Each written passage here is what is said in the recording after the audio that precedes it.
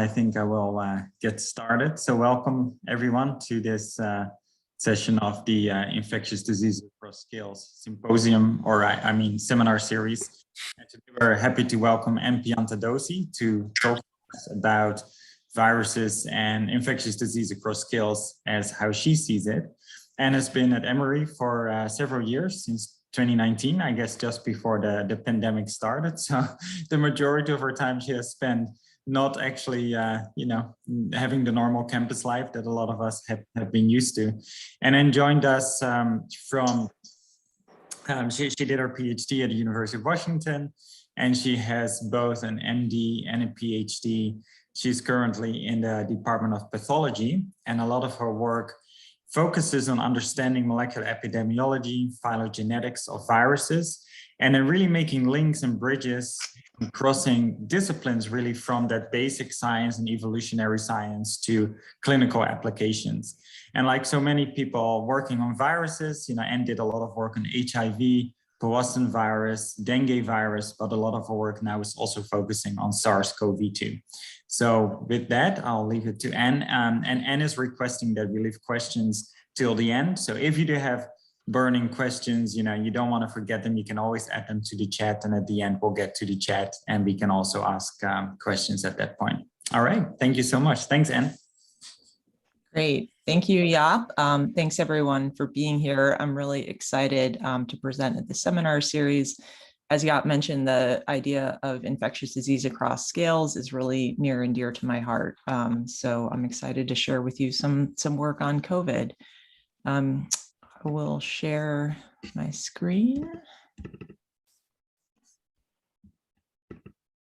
Great. And so the organizers asked me to spend a few minutes at the beginning kind of going through my background and how I'm interested in cross-scales research. So I'll start out with a bit of that. Then I'm going to give a broad overview of kind of the world of SARS-CoV-2 genomic surveillance, which is a very exciting kind of space to be working in these days. Then I'm going to talk about a couple of specific projects. The first two are looking at SARS-CoV-2 at the population level in Georgia, including how it started back in March of 2020 and how it's going nowadays with Omicron. And then I'll conclude by talking about SARS-CoV-2 at the individual level in immunocompromised patients, and tie this back really to the population level. Are immunocompromised patients a source of some of the global variants of concern that we've been seeing? So starting out a little bit about myself, as Jaap mentioned, I did an MD PhD at the University of Washington. I was fortunate to work with Julie Overbaugh and really developed an interest in virus evolution at the within host level. So we studied HIV superinfection and HIV evolution within individual patients. After completing clinical training in internal medicine and infectious diseases, I then did a postdoctoral fellowship with Pardis Sabeti, where initially I continued investigation of HIV evolution within patients. But really then kind of given clinical interests, I started a process, kind of a journey that I'm still on today that I'm calling translational viral genomics. And this is really bridging the bedside to the bench. And this analogy worked great when I lived in Boston, because I would literally be working at the Massachusetts General Hospital, seeing patients there. I would take their samples that we had collected for various research studies and literally walk them across this bridge, across the Charles River, to my research home at the Broad Institute, where we would perform science. Here at Emory, everything is so lovely and nearby that I can't trek across a bridge, but I think the kind of metaphor still stands. So one of the main focuses when I was a postdoc was using a technique called metagenomic sequencing to help with virus detection in patients with central nervous system infections like meningitis and encephalitis. And really this had a strong kind of clinical and diagnostic focus, but also opened up a lot of avenues to study arboviruses, including the tick-borne Powassan virus and the mosquito-borne Jamestown Canyon virus. So when I did begin here at Emory in the fall of 2019, I was initially really excited to continue working on arboviruses and diagnostics related studies, but then obviously the COVID pandemic hit and things have shifted quite a bit. So our focus really still is translational viral genomics. And my lab's goal is to use cutting edge laboratory and analysis techniques to, number one, detect and discover pathogens. Number two, understand transmission and population level evolution. And number three, study within host evolution. And it's these latter 2 points that I'll be talking about today. I think, on a philosophical level, studying SARS-CoV-2 is really an inherently cross-scales question. And when you really think about it, we're all fundamentally connected by breathing the same air. And so I'm going to be talking about kind of a global perspective and a local perspective and an individual perspective. I will not be talking about the pet perspective or human and animal transmission perspective, but that's another really interesting and important component of COVID research as well. So I think nothing has really brought this to the forefront as much as SARS-CoV-2, which is the fact that evolutionary studies can directly guide public health and medicine. And I think we're all very aware of this now, that it's essential to identify viral variants and viral mutations that can do things like increase the pathogenicity of a virus, increase the transmissibility of a virus, and allow escape from the immune response, and now, fortunately, therapeutics as well. So to kind of delve further into this, I wanted to go through a few definitions just so that we're all on the same page. When I talk about a mutation, I'm talking about a change in the virus genome, which can be a base substitution or a deletion or an insertion. When I'm talking about a variant, I'm talking about a virus that contains multiple distinct mutations. And in general, variants are called variants because they have a shared evolutionary history, and they're often called lineages as well. And one variant can be distinguishable from another variant by genome sequencing, which you'll hear a lot more about. For SARS-CoV-2 in particular, the CDC has identified certain variants as variants of concern. These are the VOCs that I think we're all very familiar with, now kind of classified by the WHO classification with Greek letters. And these are variants or lineages that have been identified to have higher transmission, to have less immune susceptibility, or to require different diagnostics, treatments, or vaccines. And these are kind of the phenotypic features that make them of concern. So one thing I kind of always like to show when I give a talk, and it's fun for me to update this every time, is just to really sit back and reflect on kind of the immense kind of global astronomical strides that the SARS-CoV-2 genomic surveillance community has made. So what I'm showing you here is just a screenshot from a website called JustAid. This started out as a repository where people shared influenza sequences and influenza data and got sort of wrapped into COVID sequencing as well. And they keep like a little sort of tracker right here about how many sequences have been submitted to this repository. Amazingly, it's above 7 million right now, which is kind of an astonishing number when you think about all the people throughout the world who are working on this. And this brings up kind of another concept of crossing scales, which is, individual people working on individual research projects are sharing their data in this way that makes a massive amount of viral genomic data available to the research community. And it's really kind of an amazing accomplishment. So that's worldwide. Locally, I want to kind of highlight some of the work that the CDC is doing at a national level to track COVID variants. And they've really led some massive programs across different domains of both research, kind of government, and for-profit companies as well. So the CDC has their own SARS-CoV-2 strain surveillance system, which is called NS3. They receive sequences from public health labs and other groups and do the sequencing themselves. They've also developed amazing partnerships with commercial diagnostic laboratories. So companies that are doing a lot of the COVID testing then have both a ton of samples on their hands as well as sort of capacity to perform the sequencing itself. So a lot of the sequencing that gets done in the US is through these partnerships with commercial labs. And then, of course, other important parts are state, territorial, local, and tribal health departments. So each state's health department has really ramped up SARS-CoV-2 sequencing to contribute to this. And then finally, groups like us here at the bottom is universities that get support and collaboration through the CDC. So again, really just to emphasize that this is a massive effort. They also have really nice websites that you can kind of follow along with data at home. And so if you haven't seen this yet, I recommend checking out the CDC COVID Data Tracker. This is just a screenshot of one of the examples from their website, where they basically show the proportion of all sequences here on the y-axis across time on the x-axis. And this particular shot captures what happened in December of 2021 when the Delta variant B16172 was predominant and then started getting replaced by Omicron B11529. For reasons that we'll come back to in a little bit, there are these asterisks around the last 2 weeks of any given sort of plot. And that's because it's really challenging to do this in real time. And so all of the sequence data generally lags a week or two behind kind of what's going on at a given moment. So these last 2 weeks are always to be taken with a grain of salt. The other web resource that I really like is something called Outbreak.info. And this is a great tool that allows you to look up specific variants of concern. You can look up mutations of concern, and you can really find out a lot about specific variants or mutations that you might be hearing about. So I encourage you guys to check that out.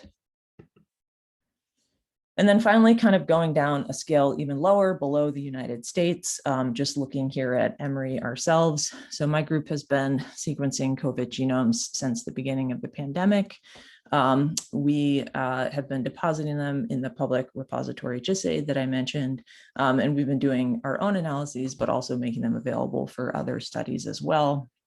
And so I'm going to go into detail about some of these sequences in the later parts of the talk, but I just wanted to point out a couple of things by way of introduction. So this is a phylogenetic tree. It shows about 1,200 genomes that were sampled by our group between December 2019 and December 2021. Each line on the tree represents one sequence, and you can see here each node of the tree represents the sequence itself. When you're looking at a phylogenetic tree, for those of you who might not be familiar with it, the important axis that you want to be looking at is the x-axis. And in this tree in particular, the x-axis reflects the number of mutations. And so you can always kind of trace back the genetic distance between any pair of sequences by adding up the horizontal distance that connects them. The other thing you can see is that sequences kind of naturally fall into clusters. And so most of these clusters by now have names because they're lineages. And so you can see up here is one of the Delta clusters here, 21J. And then there's another one here, 21I. And both of these kind of form one larger cluster, which is the Delta cluster overall. The other way that you can look at phylogenetic trees is by making the x-axis dates rather than mutations. And this is really helpful if once you kind of know the pattern and you know what the clusters are and you want to see how things might be changing over time, you can plot them over time. And so again, this is going from December 2019 up basically to the present. And what you'll kind of notice about the patterns of this tree is that early on, we had kind of some of these so-called 19B sequences. And then a bit later on, we developed some of these so-called 20A sequences. And then here you can see alpha, which is the original kind of B117 UK variant. You can see that then starting to kind of come out in our sequences here. And then you can see delta kind of emerging over the summer and fall. And then finally, you can see Omicron here kind of at the most recent point of the plot. So I'm going to be showing a few different phylogenetic trees and just kind of wanted to orient you to what these look like. All right, so that's a broad overview of kind of the field of SARS-CoV-2 genomic surveillance and some of our efforts in it. I want to focus on a few specific projects now, looking at SARS-CoV-2 in Georgia. And for the first one, I'm going to kind of reflect on how it started. And I know this is hard because COVID is such a part of our normal lives right now. But I really ask you to kind of cast your minds back to December of 2019, when SARS-CoV-2 was first discovered. And you probably heard about it on the news or through a friend or a family member asking you questions. And you probably were really kind of uncertain as to how much it might impact your own personal life. I know that I sure was. Soon after that, in the middle of January 2020, we had the first case that was detected in the US. And again, this was in Washington State, and it was associated with someone who'd been traveling. And so there was, again, kind of this question in our minds of how much this was really going to impact each of us. In March, we had a first case detected in Georgia, and this was on March 2nd. And this is when I think, for me at least, it really started to kind of hit home that this might be something for us to be concerned about. But the day where I really knew that this was a problem was March 10th, 2020. And those of you guys that live in Decatur will know that there's an event called the Tour Decatur, which is a community kind of fun run and sort of festival. And they had been sending out these emails sort of couching what their plans were in light of the SARS-CoV-2 pandemic, or what wasn't a pandemic at the time. And on March 10th, they sent out an email that said, yesterday, out of an abundance of caution, we made the decision to cancel the pie in the face portion of the expo. And so for me, I thought, okay, if they're not letting us put pies in other people's faces, I guess this must be pretty serious. And of course, we haven't ever gone back since then. And then a few days after that, Georgia declared a public health state of emergency. And so really, there was this kind of long period of time, starting back from the discovery of SARS-CoV-2 up until the middle of March, where a lot of us were spending a lot of time wondering kind of when this was going to impact us and when it was going to become a problem locally. And the first project that I'm going to tell you about really illustrates that it was already circulating and was already a problem well before we were kind of aware of it. And so this is a paper called Unrecognized Introductions of SARS-CoV-2 in the state of Georgia Shaped the Early Epidemic.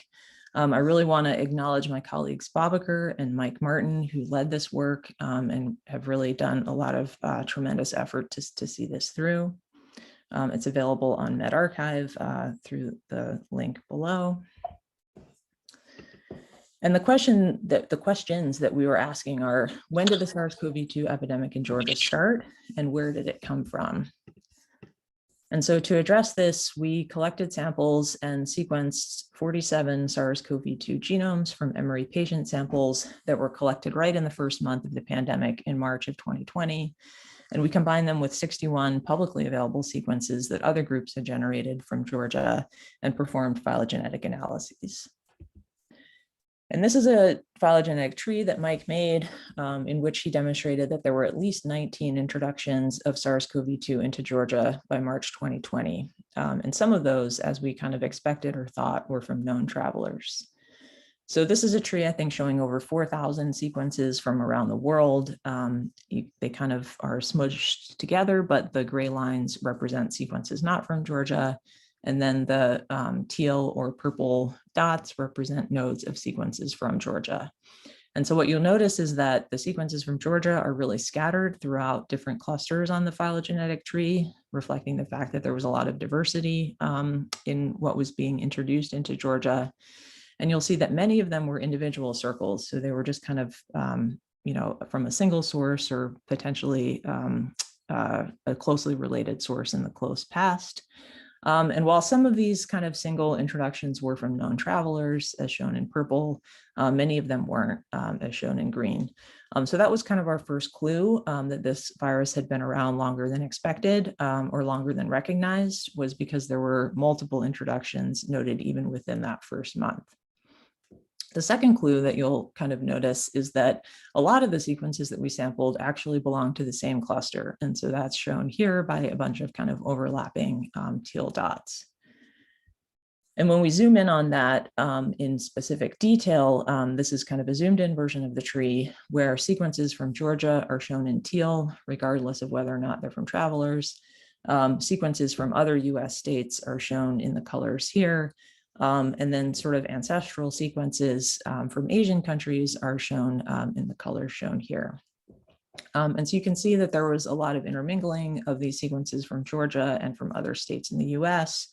And one of the cool techniques you can do in phylogenetic analysis is you can actually reconstruct information about ancestors in the tree. So this node right here reflects the most recent common ancestor of all the sequences in Georgia and these other states. When Mike did phylogenetic analysis to figure out where this ancestor would have been located, in the majority of the sort of replicates of the analysis, it would have been located in Georgia. And then its closest ancestor, as shown by this node, most likely came from China, but potentially from other countries in Asia as well. And so what this really illustrates is that all of these sequences from that one cluster likely came from a single introduction from Asia directly to Georgia. And interestingly, this happened probably in early to mid-February, so about a month before the first case in Georgia was recognized. So what we concluded from this study is that SARS-CoV-2 was introduced into Georgia about 2 to 4 weeks prior to the first identified case. So it was circulating in our midst sort of well before we had to make decisions about pie-in-the-face expos and things like that. We had observed at least 19 introductions by the end of March 2020. There were probably even more than this, given kind of we sampled a relatively small number of samples from that month. And then early introductions into Georgia demonstrated over-dispersion. So we showed that one cluster that led to a lot of sequences, a lot of infections, and then other sequences that were kind of by themselves on the tree. And this is related to the idea of super spreading. And really a number of studies have found very similar findings throughout the country. And so in Washington State, they reported undetected local circulation for a month, starting in late January of 2020. In New Orleans, there was an introduction in mid-February, and then there was super spreading associated with Mardi Gras. All of that occurred before the first case was reported in the state, which was not till March 9th. And then in Boston, there was a sort of famous super spreading event in late February, and they continued to observe at least 122 introductions by May of 2020. So my conclusion from all of this is that really early empiric public health interventions are needed to attenuate transmission while diagnostic and sequencing efforts catch up. So even with our very best efforts for sequencing and surveillance, we're going to be kind of behind the curve, and we need to presume that things are circulating well before they are, or well before they're observed. And just another kind of example of that, we learned that lesson again with the Alpha variant, which was the B117 or UK variant. In Georgia, this was reported by the Georgia Department of Public Health. The first case was reported on January 5th, 2021. When we went back and looked through some of our retrospectively collected samples from Emory patients, we found it about a week later on December 30th, 2020. And then when the Georgia Department of Public Health went back and looked through their retrospectively collected samples, it was present almost a month later, December 10th, 2020. And may I ask a question? Sure, go ahead. There were some reports that in New York that we may have had COVID as early as, and I don't know if this is in an academic journal, I might just heard it on the news, but there were reports that we may have had COVID in New York in December, January 2019. Do you know anything about those studies? Do you think there's any truth to that it could have been quite early? Yeah, I don't know the studies that you're referring to specifically. I think it is likely that there was circulation well before we were aware of it, which would have included December of 2019. And I think we keep kind of learning this lesson over and over again that we find out about a new variant, we hear about something in other parts of the world. And then, by the time we keep wondering if it's here, and by the time that we see it, it's already been here for quite a while. So I can't answer your question specifically, but I will say that it wouldn't surprise me. Okay, and if we could hold questions till the end, I think that will help me just navigate the Zoom phenomenon. So thank you very much. All right. Okay, so I alluded to this before, but why is this? So why would variants be circulating well before we know it? The short answer to that is that performing real-time SARS-CoV-2 genomic surveillance is hard. It takes time to collect the samples, make the sequencing libraries, run the sequencing machine, and analyze the data. And that's, people are getting that down to very manageable timeframes, but it's still kind of 3 to 7 days to do all of that under the best case scenarios. But that's assuming that you have all the samples that you want and that you have kind of the infrastructure to link the samples and their data. And so really the second part of doing sequencing is not just doing the sequencing itself, but having a robust infrastructure to link samples with their metadata, which is a term that refers to clinical and epidemiological data. And so to illustrate that point, I want to kind of shift gears to talking about the present day or close to the present day and the Omicron variant and start with another timeline that goes back to November 2021, when the lineage that would later be named Omicron was first detected in Botswana. A few weeks after that, it was designated a variant of concern because it was observed to be spreading really rapidly. On December 1st, the first case was detected in the USA in somebody who was a returning traveler from South Africa. And then on December 4th, our group detected a case in Georgia, which was from another returning traveler from South Africa, and was actually the first case that was detected in the state, but very nearly wasn't detected. And so I want to tell you a little bit about that.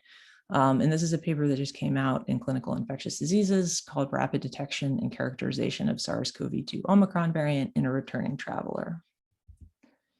So the patient is a healthy woman in her 30s who had been completely vaccinated and boosted with an mRNA vaccine and completed her booster in October of 2021. She then traveled to Cape Town, South Africa to attend a wedding, which was a small event with just 9 individuals, but it was indoors and unmasked. Per kind of travel guidelines, she underwent a SARS-CoV-2 test 48 hours prior to traveling back here to Georgia, and that test was negative.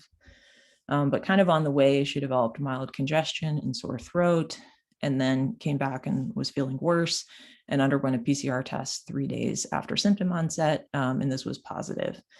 The test was performed at one of the commercial sites in the community, and actually the Department of Public Health was aware of this case and tried to obtain the sample, but couldn't. So the patient enrolled in our research study, and we collected a nasal swab at day 4 after symptom onset. We used this cool technique that I'm going to show you in a moment called the spike SNP PCR to come up with a preliminary lineage classification in less than 24 hours from receiving the sample. And then we were able to sequence the full genome in just under 72 hours, which I mentioned is often kind of the best case turnaround. So the spike SNP PCR is a terrific molecular test that was developed by my colleague, Jesse Wagoner. And what this really is a multiplex PCR that targets different mutations in the spike gene of SARS-CoV-2. And so here Jesse has listed out the mutations by their amino acid name, because I think many people are starting to be familiar with these. These are the corresponding nucleotide changes that are observed with those mutations. And then when you use these in combination, you get kind of predicted patterns for each of the variants of concern. So when looking at the alpha variant of concern, you would expect only this one to be positive. When looking at the beta or gamma, you would expect these two to be positive. When looking at delta, you'd expect these two, and lambda, you'd expect these two. And even though at the time of this case, Jesse had never tested his assay on Omicron, he could come up with kind of a predicted pattern of what it would look like. And in fact, it did look like what he expected, which is that this was positive. And it's a little bit complicated, but this was a negative test that stands out as meaningful for being negative. And so this pattern of seeing just these two kind of answers on this test wasn't compatible with any of the other variants of concern and was compatible with what we would have expected based on the Omicron sequence. So this was how we were able to get kind of an initial lineage classification in less than 24 hours. And then, as I mentioned, it was later confirmed by sequencing. Identifying this patient was not only helpful from a public health standpoint, but it also allowed us to start performing some really important kind of serology work to understand immune responses to this variant. And so our colleague Mehul Suthar was able to isolate the virus and test its neutralization by both the patient's own sera and then also sera from other individuals who had been vaccinated and boosted. And so this is a plot that's basically showing the neutralization FRNT50 of that patient's virus against serum from both the patient herself, which is shown in red, and then patients who were otherwise vaccinated, shown in black. And sorry, this is the virus from the patient, and then these are representative viruses belonging to different variants. And so what you can basically see is that the neutralization was lower across all sera to this Omicron variant compared to the other variants, but that the patient who had experienced infection could actually neutralize the virus. And so this supports the idea that people that get infected with Omicron can mount a good immune response to it, but also that vaccinated and boosted sera may not offer terrific protection against Omicron, which is something that we're continuing to learn from kind of larger studies as well. So the conclusions from this project, mini project, are that redundant surveillance systems are needed, especially as at-home testing increases and testing at commercial parties increases. I mentioned that this patient, the Department of Public Health couldn't find the sample. And so it really illustrates, I think, how a lot of these early introductions could have happened, both for SARS-CoV-2 as a whole, and then for each variant as it arises. Patients that either may not present for testing, may do testing at home, or may do testing at a site that doesn't then kind of filter into our surveillance networks. We also showed that targeted molecular assays can allow flexible, rapid, and high throughput screening prior to SARS-CoV-2 sequencing. And then we started to get a glimpse into sort of the relationship between immunology and clinical presentation with just this one patient who was infected 6 weeks after a vaccine booster, and her virus showed reduced susceptibility to vaccinated sera.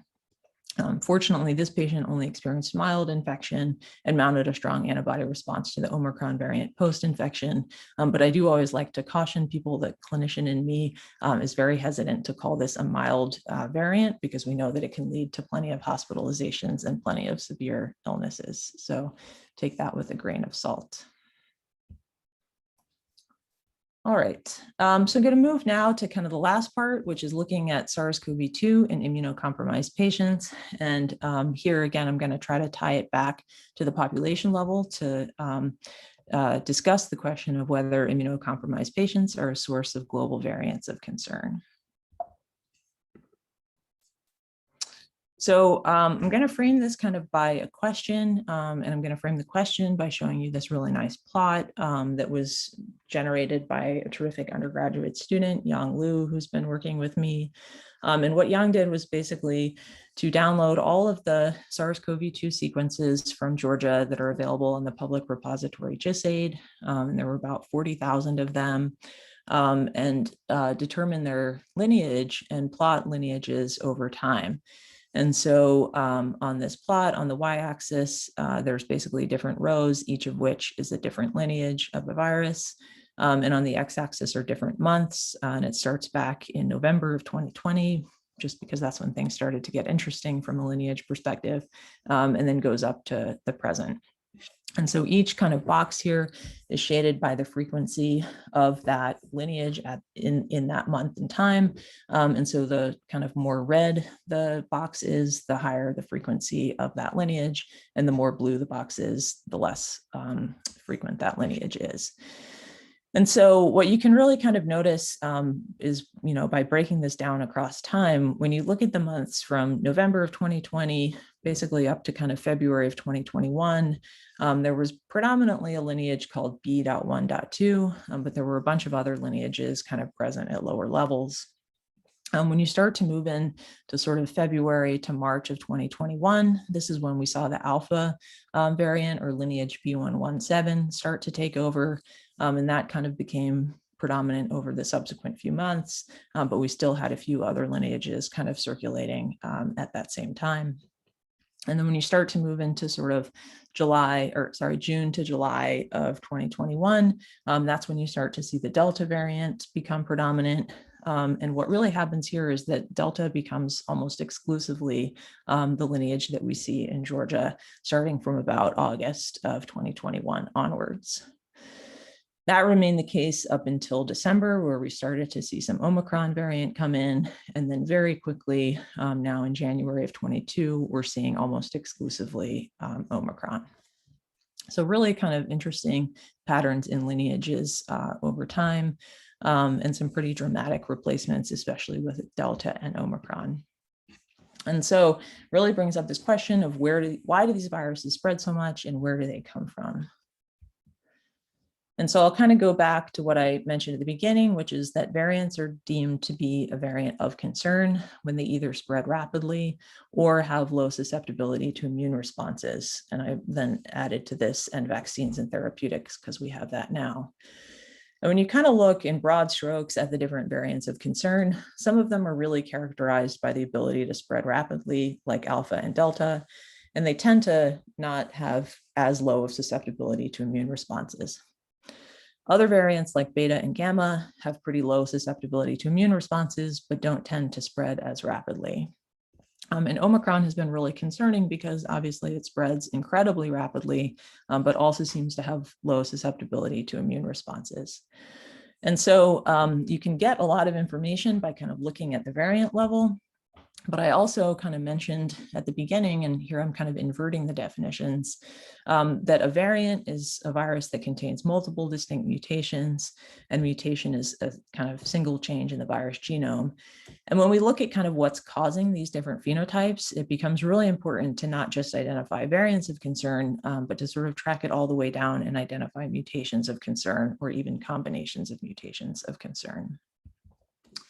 And this is a kind of commentary paper that very recently came out that I like a lot. And what they did in this figure is they basically took each of the mutations that you see in each of the variants of concern, and they made a complicated Venn diagram showing which variants had overlapping mutations. And so some of you may be familiar with the D614G mutation, which came about very early in the COVID pandemic. And really everything that's been circulating since sort of early to mid 2020 has had this mutation. And so this is present in all the variants of concern. You may also kind of remember N501Y, which is a mutation that got identified because it was part of the Alpha variant B117, and it was also part of Beta and Gamma, which were some predominant variants in early 2020. When Delta came in, it had kind of its own suite of mutations here and actually tended to not overlap. It didn't contain 501Y and had kind of largely unique mutations. And then of course, Omicron came and has just an extreme abundance of unique mutations that haven't been seen in other viruses, but does share some other mutations with other previous variants of concern. So when you see things like this happen, when you see convergent evolution, so a mutation appearing in multiple backgrounds or appearing on multiple lineages, it really raises your suspicion that that mutation may have functional importance. And so I'll just highlight a couple of mutations here because these are ones that I'm going to be talking about a little bit later. One of them is E484K, and this one was found in both the the Beta and the Gamma variants, which are the ones that have kind of good immune evasion properties. I've highlighted in Omicron E484A, so it's a different mutation, but at the same position. So just kind of keep that one in mind. And then I'm also highlighting Q493R, which is a mutation that has uniquely appeared with Omicron.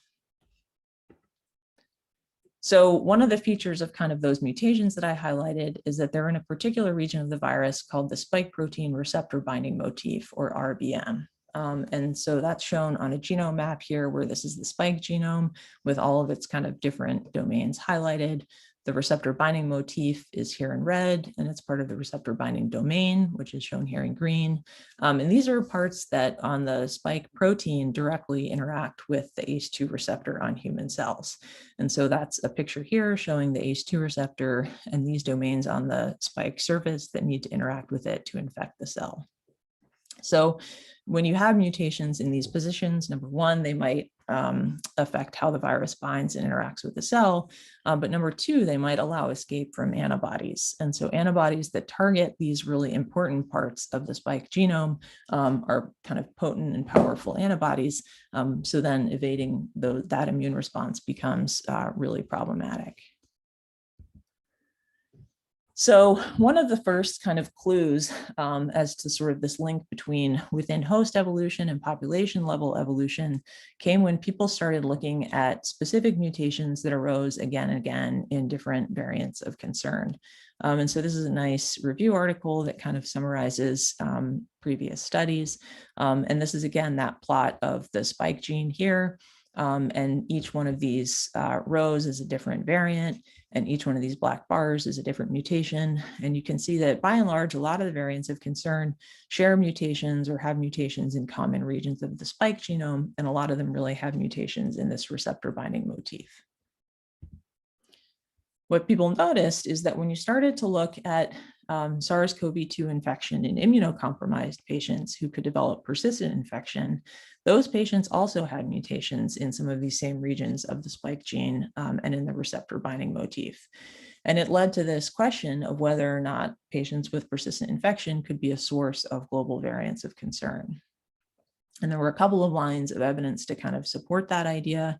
First, that variants of concern share mutations with sequences from immunocompromised patients, and that many of these mutations have actually experimentally been shown to increase fitness, either by increasing replication or allowing immune evasion. And then finally, what I think is a really cool illustration is this idea that variants of concern have a large number of mutations compared to what's expected based on the population level rate of evolution. So in general, we think when circulating in the population, SARS-CoV-2 accumulates about 2 mutations per month. And this is another figure from the same paper where they plot the number of mutations compared to time on the x-axis. And you can see there's kind of this linear pattern for most of the other kind of variants or clades. Here, they tend to be accumulating mutations at about the same rate. What's shown in orange here is the alpha variant, B117, and that variant actually has kind of this long branch or this long line here connecting it, and illustrates that it really has a lot more mutations than would be expected based on time. So other sequences that were sampled in sort of January kind of fall along this line, but the B117 samples fall up here, illustrating that they really have more mutations than would be expected. And so when you see kind of a pattern like this, you think that those mutations must be being accumulated in a setting where we're not picking them up or not monitoring them. And one possibility is sort of within host evolution in a single patient. So when I kind of think about this process, I like to think about it like sort of the way people describe crimes. So people say you need means, motive, and opportunity. So to really develop these variants of concern and these functionally important mutations, you need a means, which is this, for example, virus with limited proofreading. You need an opportunity, which is provided by prolonged replication in an immunocompromised host. And you need a motive, which here I'm using to describe a selective pressure. And there's a few possible selective pressures that we can consider. One is treatment. So we give patients treatments with antibodies, and that obviously is intended to create, well, not selective pressure, but pressure on the virus. Patients who are immunocompromised can also have reconstitution of their own immune response. And then selective pressures can exist from the virus replication itself for things like receptor binding and cell entry. So I want to kind of conclude by telling you about a project where we looked at SARS-CoV-2 evolution and immune escape in immunocompromised patients treated with exogenous antibodies.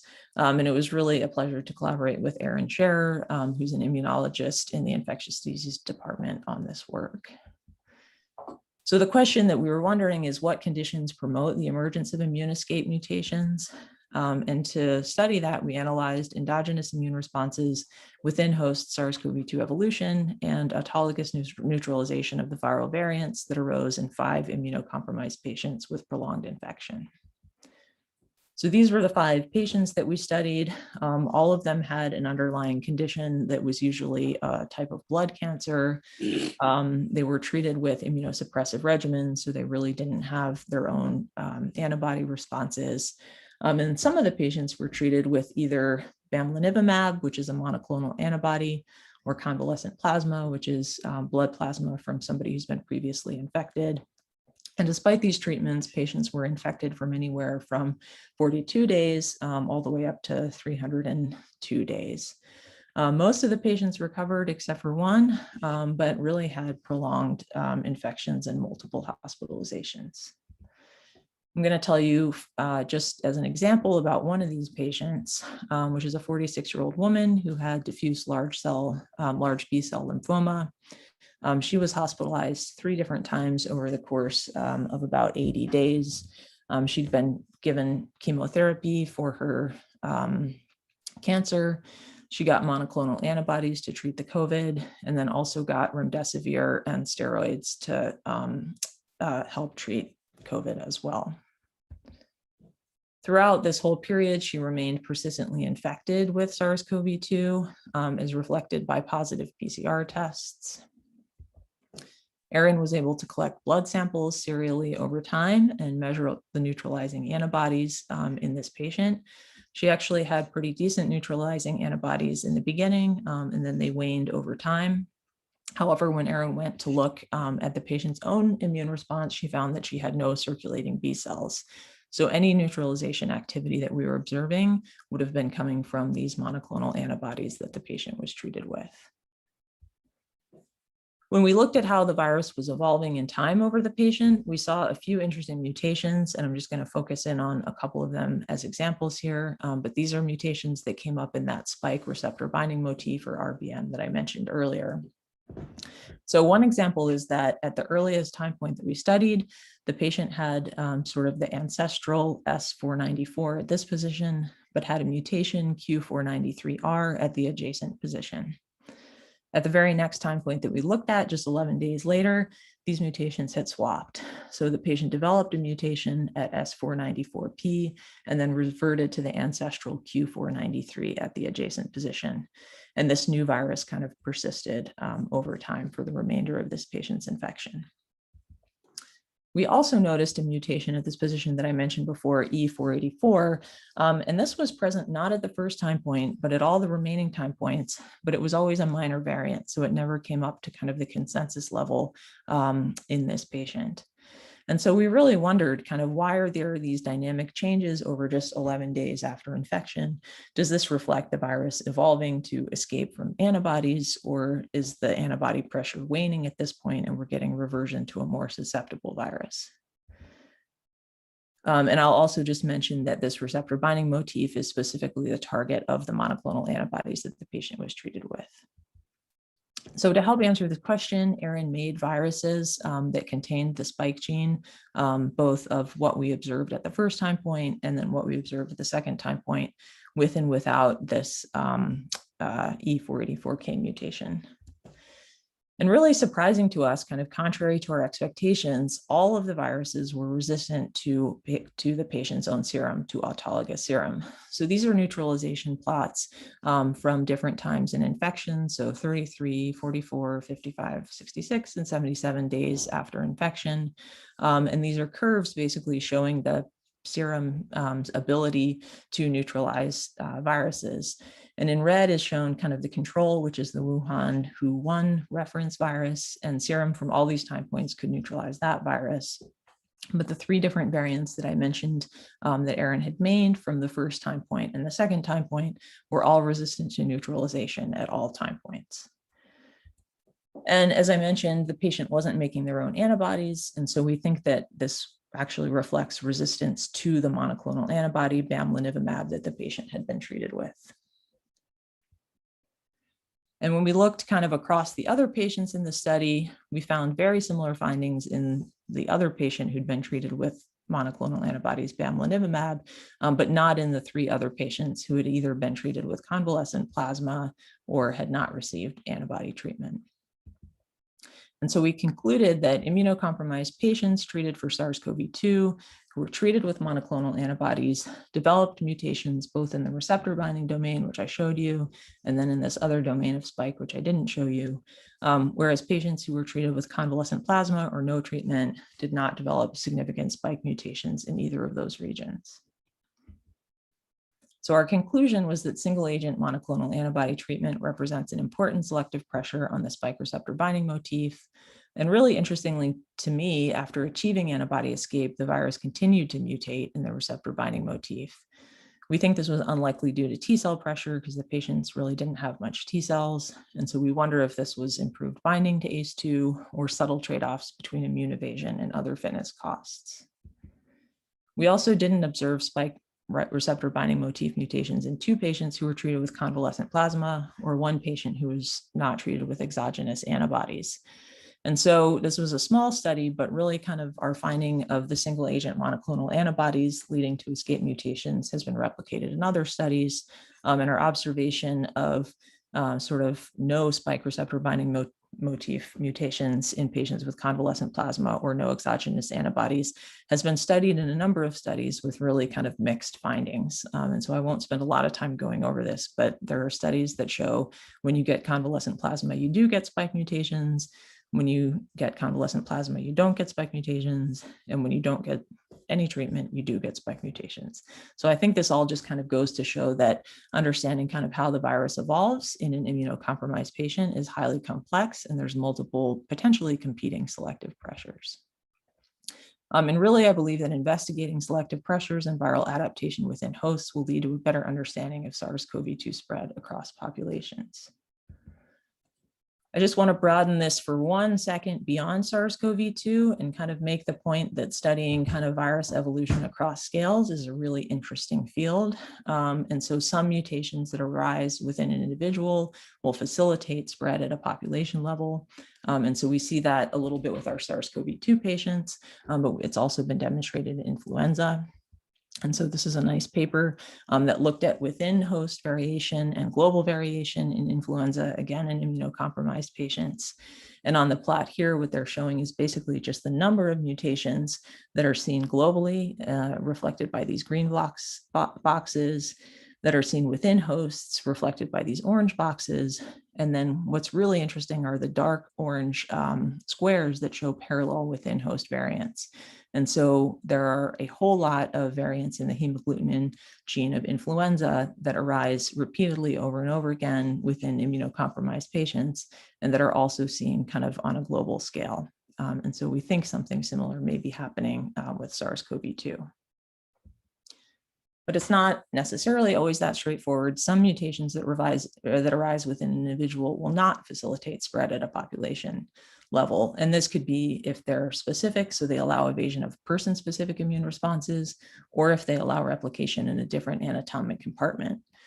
And a couple of examples of that are from HIV. We know that it reverts to an ancestral state upon transmission to a new individual. It switches from kind of a more evolved co-receptor CXCR4 to a kind of less evolved co-receptor CCR5, and it loses HLA-specific CTL escape mutations.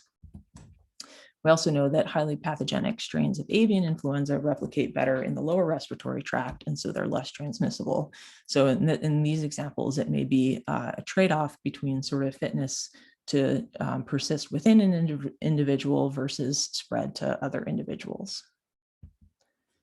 So I'd just like to conclude now by summarizing some key points from the talk. First, that SARS-CoV-2 genomic surveillance is making astronomical strides, that we really need early empiric public health interventions to attenuate transmission while diagnostic and sequencing efforts catch up, that we need redundant surveillance systems, especially as at-home testing increases, that immunocompromised patients can develop prolonged SARS-CoV-2 infection that can be characterized by substantial viral evolution and immune evasion, and that investigating selective pressures and viral adaptation within hosts will lead to a better understanding of SARS-CoV-2 spread across populations.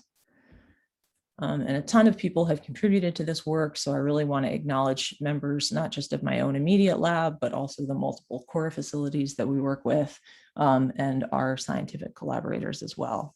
And thanks to all of you for listening, and really happy to take questions in the last few minutes.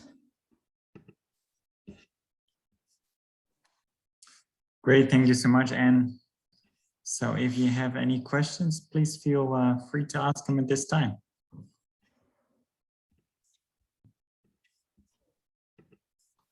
I have a question. Thanks, Anne. Henry Wu here.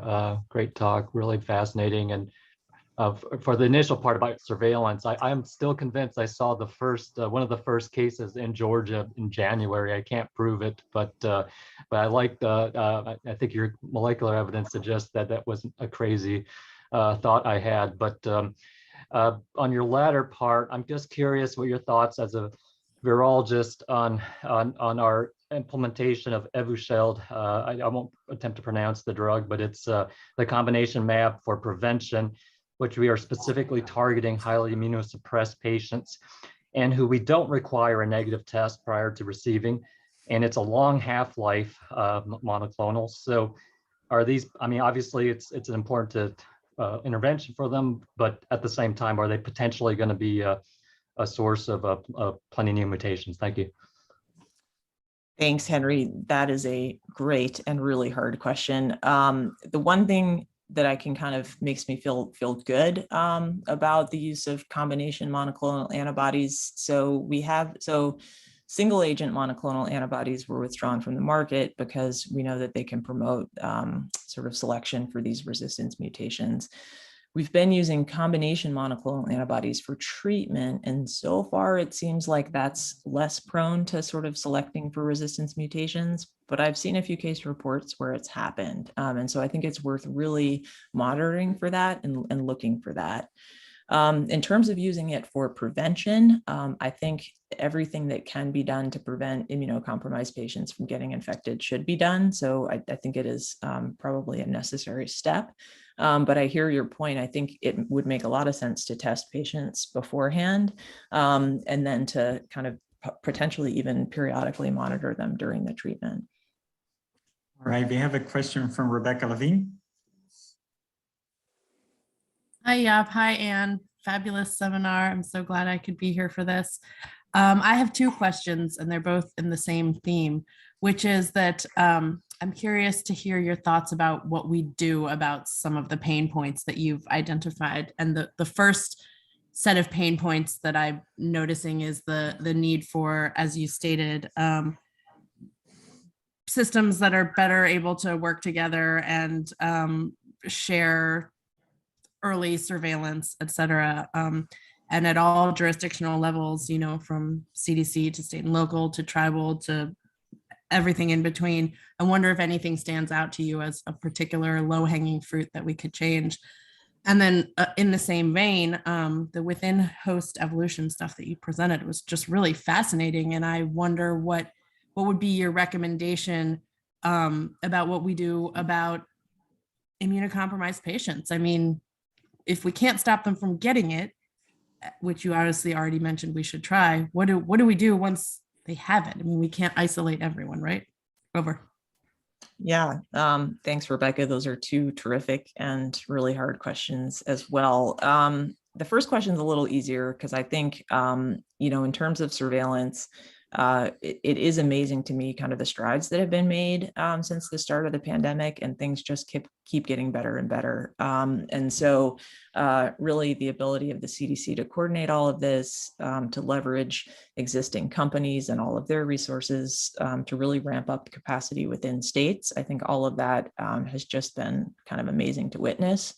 I think probably the next step is some sort of link to people at home, right? Some sort of mechanism that if you test at home and you're positive, can you send your sample somewhere to contribute to surveillance?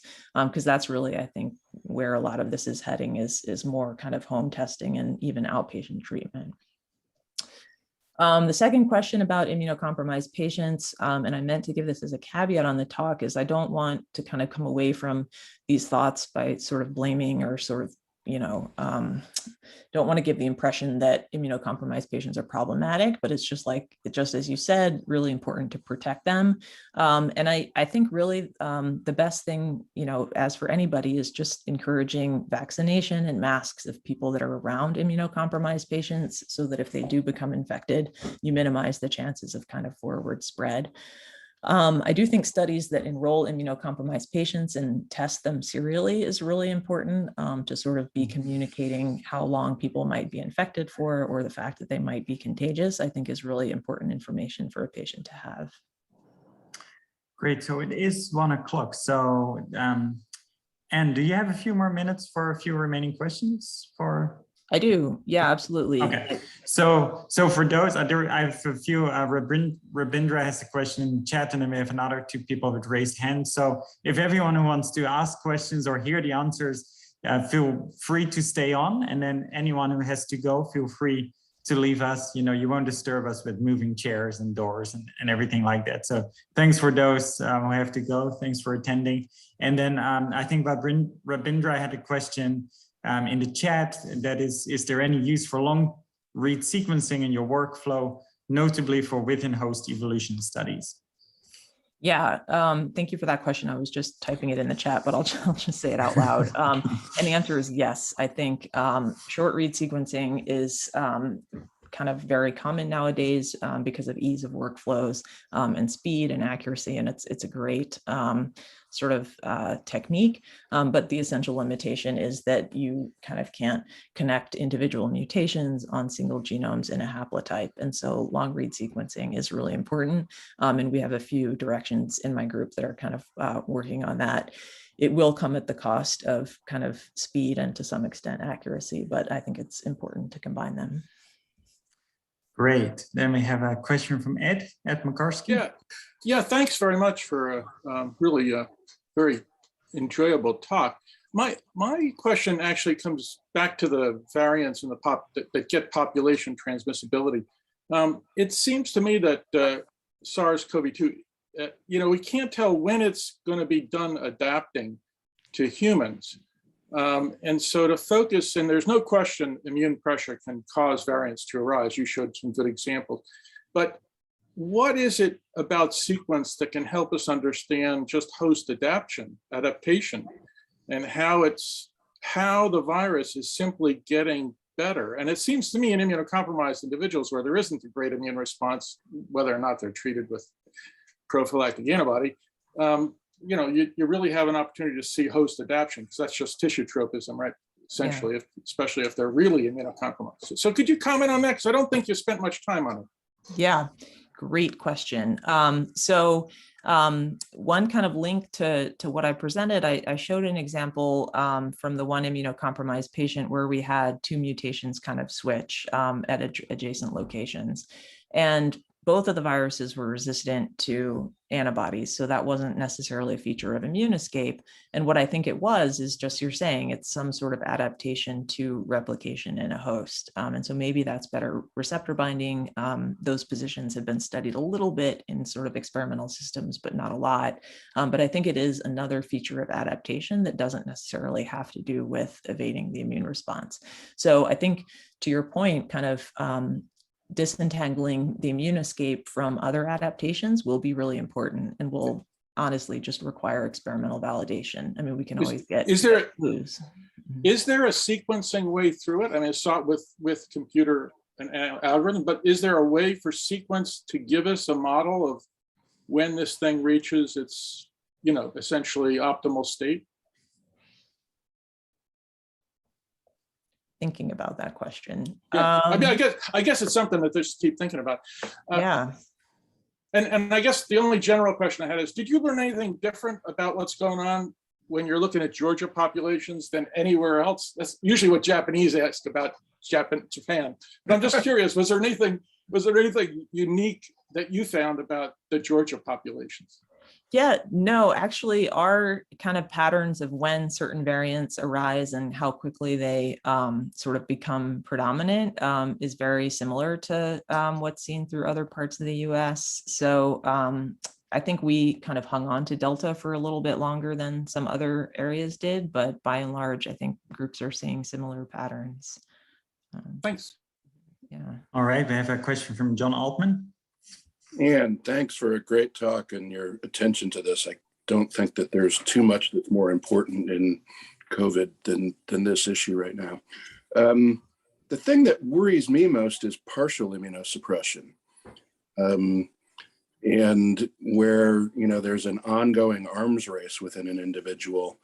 And I'm wondering if you have any thoughts about use of immunosuppressive agents to treat disease. Your DLBCL patient got dexamethasone.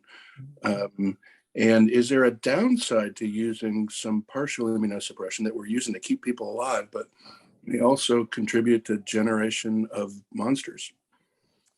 Yeah, terrific question. I think that exactly what you're saying is you're exactly right. So it's not when we have a good immune response, we can clear the infection and the selective pressure sort of doesn't really matter. It's when there's this partial immune pressure that's not enough to clear the virus, but it's enough to sort of promote the emergence of mutations that's critical. I can think of one example. I think of a case report where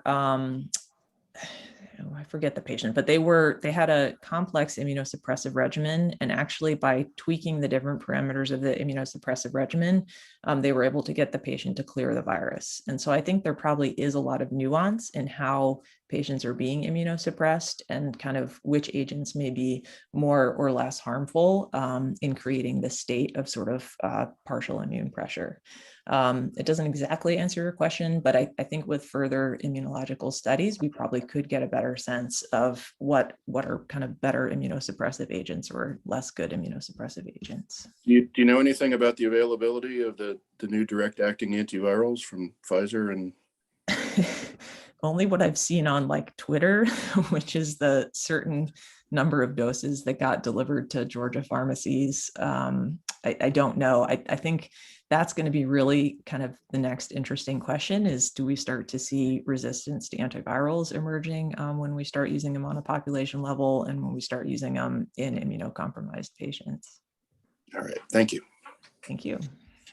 So I actually have a question. So, and if you have 1 more minute to end, I have been really intrigued by the sequencing and that you have shown, and also that Venn diagram where you see one mutation is shared by all the variants of concern, but other than that, there's just a few mutations here and there. There's hardly any overlap between Omicron and Delta. There's only 2 mutations that are overlapping. And then throughout your talk, you talk about convergent evolutions. I wondered if you could talk about the occurrence or probability of reassortment or recombination, which in other viruses such as influenza seems very important. And is there any evidence in the data, or is this really all independent evolution that is going on with these variants? Yeah. So another great question. Thanks, Jaap. So coronaviruses in general, we know do a fair amount of recombination. And so there are folks that have been looking pretty hard for recombination in SARS-CoV-2.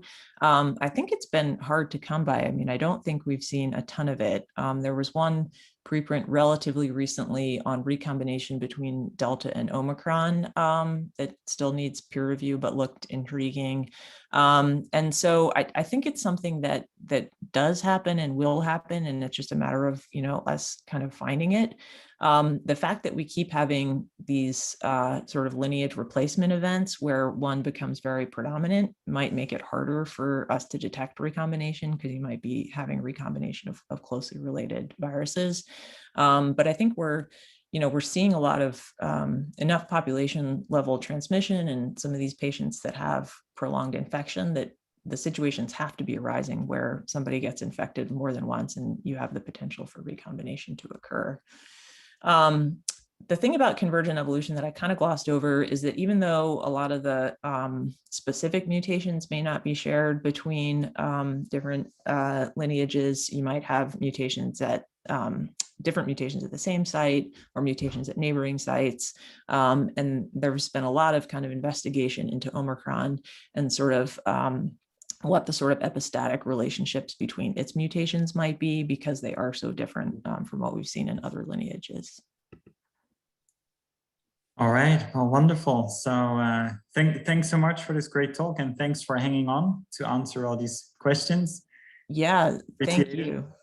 Sorry to have run over, so thanks for everybody for staying for the questions. No, it's great. It's nice to have the opportunity to ask more questions when we can. So thanks everyone for attending. It's great to see everyone, and we'll be back next week. Thank you. All right, bye-bye.